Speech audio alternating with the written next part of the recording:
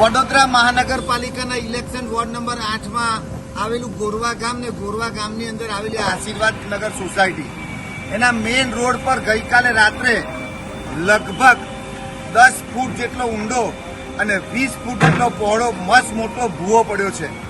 આ ભૂવો એ ભ્રષ્ટાચારનો ભૂવો છે, કારણ કે જ્યારે શરૂઆત થઈ આની અંદર પાણી નીકળવાની ત્યારથી જ સ્થાનિક લોકોએ ચૂંટાયેલા પ્રતિનિધિઓને વારંવાર જાણ કરી છે, વહીવટી તંત્રને વારંવાર જાણ કરી છે, પણ ક્યાંક ને ક્યાંક આ તંત્ર એ ઘોડા છૂટ્યા પછી જ તબેલાને તાળા મારવા, કોઈ ઘટના બની જાય પછી જ એની અંદર ઇમ્પ્લિમેન્ટ કરવાનું કામ કરે છે। ત્યારે આજે તમે જુઓ કે આ મેઇન રોડ છે, આ રોડ પર અનેક વાહનો જતા હોય છે, નાના નાના બાળકોને લઈ જતી વાન, સ્કૂલે લઈ જતી વાન હોય છે।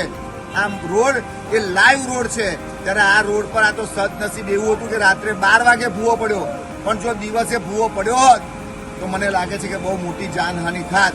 પરંતુ હજુ પણ તંત્રએ જાગવાની જરૂર છે।